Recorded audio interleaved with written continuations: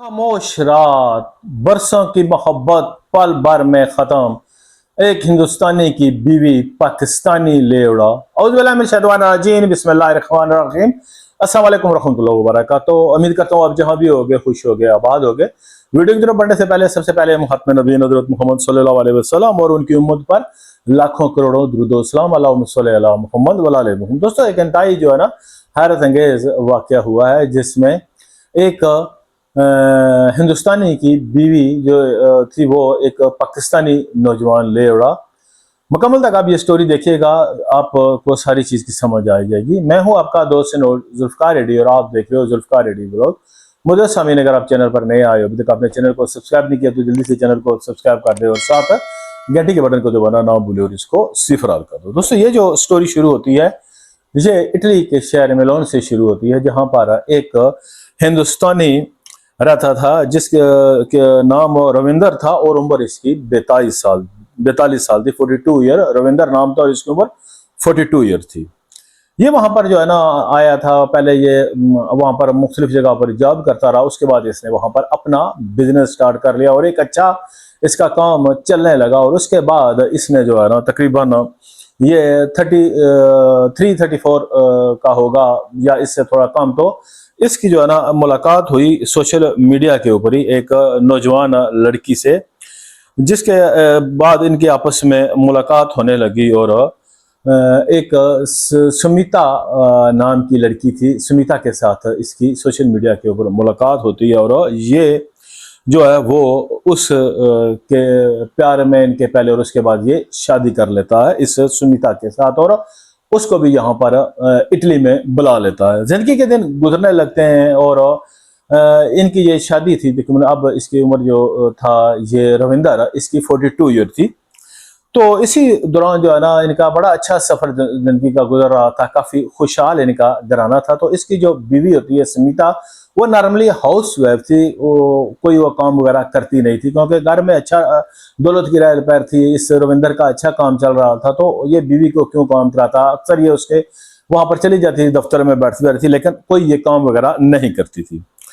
इसी दौरान दोस्तों जो है ना इस सुमिता की जो है ना वो मुलाकात एक होता है लड़का पाकिस्तानी जिसका नाम साजिद बट होता है, साजिद बट के साथ होती है। आपको पता है ये बट कश्मीरी जो है जरा गोरे चिट्टे और अच्छे सेहतमंद होते हैं। तो इस साजिद के साथ इस सुमिता की जो है ना वो मुलाकात होती है, इस रविंदर की बीवी की। कहीं हो सकता है कोई ग्रोसरी का सामान लेने गए हो या किसी बस में, बहरहाल ये मुझे नहीं मालूम इसकी तफसील, तो ना ही मैं अपनी तरफ से आपको कुछ बताऊंगा।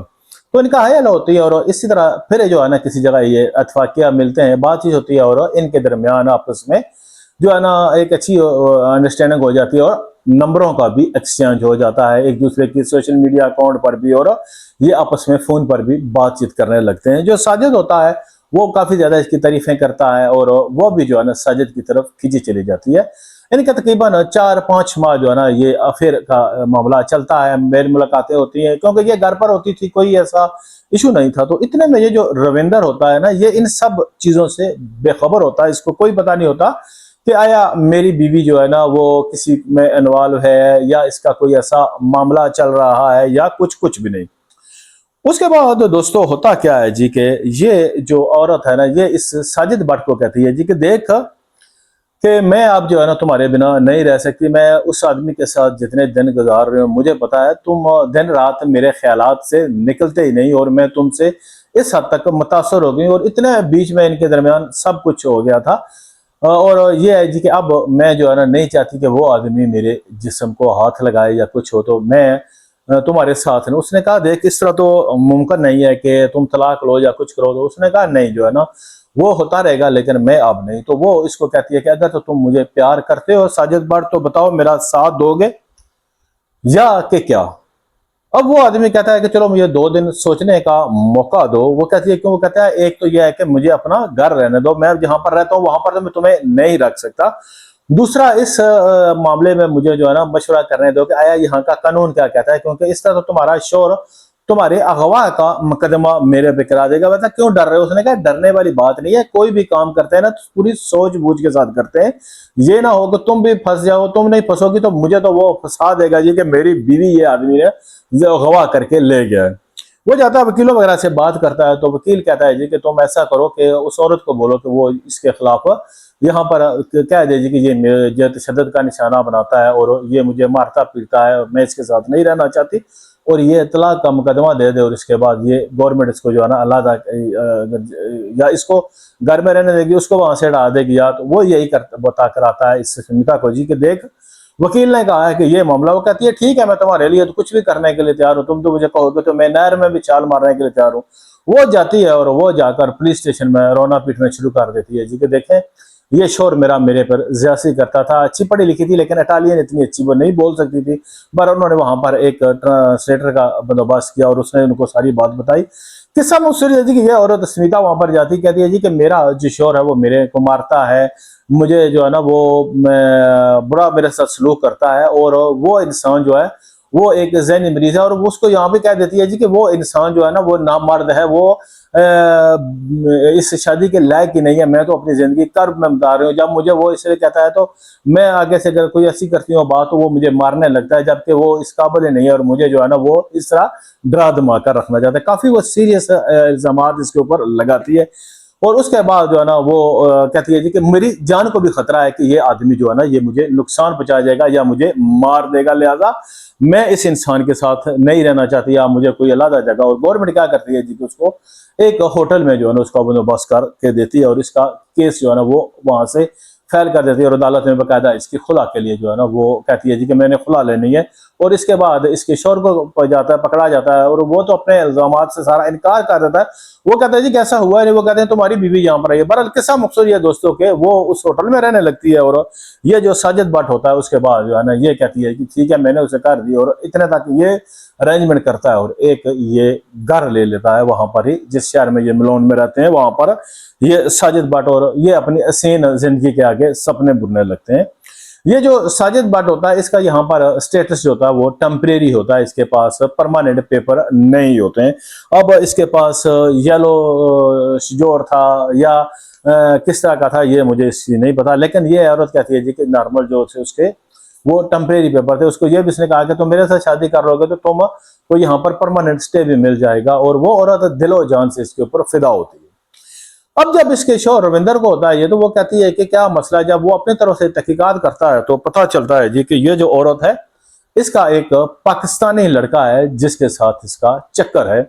जब वो ये नाम सुनता है ना पाकिस्तानी का, तो तब तो उसके तन मन में आग लग जाती है, हो ये मुझे छोड़ कर जा रही है। उसको एक तो यह है जी कि ये अब अपना धर्म भी चेंज कर लेगी, ये मुसलमान हो जाएगी सारा। और उसके बाद ये क्या करता है कि अपनी जो वहां पर कम्युनिटी होती है उसमें जो है ना ये कुछ लोग होते हैं उनको शामिल करता है और ये कहता है जी कि मेरी बीवी को बुलाया फंसाया। ये वो कहते हैं कि मियाँ जरा होश से काम लो, ये इंडिया नहीं है ये इटालिया है, और यहाँ पर हम सारी चीज देख रहे हैं, हमें तो कोई ऐसा असर नहीं मिला, तुम्हारी बीवी अकेली आई थी, उसने यहाँ पर तलाक का मुकदमा दर्ज किया। ठंडा करके वहां से वापस भेज देते हैं जितने भी लोग आए हैं। वो कहते हैं जी कि हम पूरी तहकीकात कर रहे हैं कि अगर कोई इस तरह का मामला हुआ तो तब भी हम आपकी बात को हमने यहाँ पर नोट कर लिया, हम इस हवाले से भी देखेंगे। ये जो रविंद्र सिंह होता है ये बैठा होता है, तो ये पहले जो है ना कुछ जांच से जब इसने ये केस इसके ऊपर किया है तो ये इसने अपनी बीवी को कहा था जी कि तुम बदल के, वो कहता है कि तुम हम मेरे ऊपर शक कर रहे हो, मैंने ऐसा कुछ नहीं किया, तुम क्यों मुझे कह रहे हो। और ये वो सोचता है, सारा फ्लैशबैक में जाता है यार कि कोई ऐसा मामला हुआ, और ये अब अपना सर पकड़ के बैठ जाता है क्योंकि मसला सिर्फ उसकी अलादगी का होता था, वो था कि अब मामला आ गया था पाकिस्तान का, तो उसके अंदर से वो मामला इसके लिए अना का बन गया था जी कि पूरी जो इंडियन कम्युनिटी है वो मुझ पर थू थू करेगी कि तुमने अपनी बीवी जो है वो पाकिस्तानियों को दे दी। उसके बाद ये क्या करता है जी कि ये अपने तौर पर जो है ना वहां पर लगाने लगता है गैस के जी लड़का कौन है। तो पता चलता है जी कि एक 25 साल पाकिस्तानी लड़का है, साजिद भट्ट इसका नाम है, और तुम्हारी बीवी उसके साथ हमने देखी है, अभी तक वो इकट्ठे नहीं रह रहे हैं, ये होटल में रह रही है, लेकिन वो लड़के के साथ मिलती जुलती है और इनका काफी आपस में तल्लक है। उसके बाद ये आगे पीछे पूछने लगता है तो कुछ ऐसी औरतों से भी पता चलता है जी कि ये पहले भी उसके साथ मिल रही थी और पिछले तकरीबन 3-4 माह से ये उसके तल्लक में है। जब ये बात लगती है तो वो और जो है ना वो आग उसको लगती है यार कि ये तो मेरी घर में रहते हुए भी मेरी पीठ पीछे छुरा घूमती रही है। और ये क्या करता है कि वहां पर कुछ ऐसे होते हैं जो इंडियन लड़के उनको कहता है जी कि मैं आपको पैसे दूंगा, आप उस लड़के को जो है ना वो ठिकाने लगा दो। पहले तो वो आदमी जो होते हैं वो कहते हैं जी नहीं, लेकिन जब ये लालच वगैरह जाता है वो कहते हैं ठीक है। और ये जो साजिद भट्ट होता है ये आ रहा होता है तो दो लड़के जो होते हैं इंडियन, दो या तीन होते हैं, ये उसके ऊपर आकर जो है ना वो अटैक करते हैं और उसको मारने लगते हैं। अब वो जो लड़के थे वो नॉर्मली ताकत में इस या कद में इससे जो है ना वो छोटे भी थे और इतने वो कोई कह लें कि बड़े गुंडे भी नहीं थे। तो ये आपस में हाथापाई होती है, वो इसको जख्मी तो कर देते हैं लेकिन वो लड़के वहां से भाग जाते हैं और ये वहां पर इंजर होता है। बाद जो है ना इसको वहां पर हॉस्पिटल लेके आते हैं, जो वहां पर दीगर पाकिस्तानी होते हैं, इसकी मरहम पट्टी करते हैं।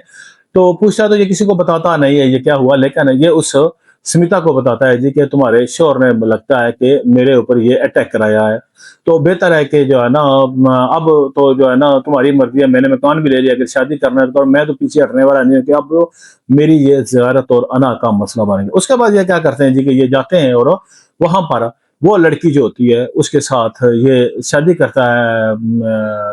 ये नॉर्मली क्योंकि जब तक वो तलाक नहीं देता इसकी शादी तो नहीं हो सकती, लेकिन इसने क्या किया जी, इसने कहा कि ठीक है तुम मुझे मोहब्बत करती हो, सारा कुछ तुम मुसलमान हो जाओ और तुम कलमा पढ़ लो और इस तरह मस्जिद में यहाँ पर इस्लामी निकाह कर लेंगे, तुम उस औरत से जो मर्द से भी जो है आज़ाद हो जाओगी। और इसके बाद ये हम कह सकेंगे यहाँ पर जी के क्योंकि मैंने अपना मजहब चेंज कर लिया और अब वो मर्द जो है मेरे पर हम हो गया। उसके बाद ये क्या करता है कि वो औरत जो है ना वो इसके साथ कहती है जी ठीक है जैसे तुम्हारी मर्जी, और ये वहां पर जाकर इस्लाम कबूल कर लेती है और अपना नाम सकीना रख लेती है और इस आदमी के साथ इसकी शादी हो जाती है, साजिद भट्ट के साथ।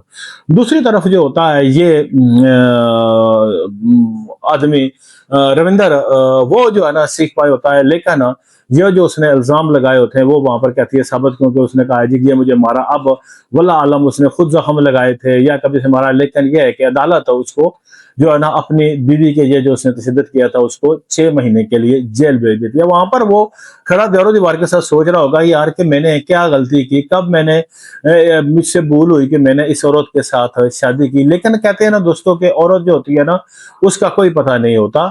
जैसे यहाँ पर 3W मशहूर हैं यूरोप के, मौसम, नौकरी और छोकरी। तो वो इस सिस्टम है कि उसको वो जो साजिद भट्ट था वो पसंद आ गया, या कह लें कि किस्मत ने उनको इस तरह मिलाना था। ये जो रविंदर ये उसका जो था आगे एक सीढ़ी थी और आखिर उसने इस साजिद तक ही आना था। बहरहाल ये है जी कि साजिद और वो औरत जो थी जिसने बाद में अपना नाम सकीना रख लिया, वहां से शादी करके वो शहर छोड़कर चले गए, क्योंकि पुलिस ने भी यही कहा था कि आपके लिए बेहतर है कि आप यहाँ पर चले जाओ, कोई जो है ना ऐसा मसला बन सकता है या कल को मजहबी मामला भी हो सकता है। तो वो वहां से जो है ना छोड़कर किसी जो इटालियन का एक विलेज है वहां पर शिफ्ट हो गए और वहां पर ही ये साजिद भट्ट काम करता है और नॉर्मल अभी हंसी खुशी से वो रह रहे हैं। कहने का मकसद ये है दोस्तों के अक्सर इंसान जो है ना अपने सीने ख्वाब बुनता है, अपने लिए बहुत से सपने देखता है, लेकिन खुदाबंद ताला को कुछ और ही मंजूर होता है। शुक्रिया, जज़ाकल्लाह।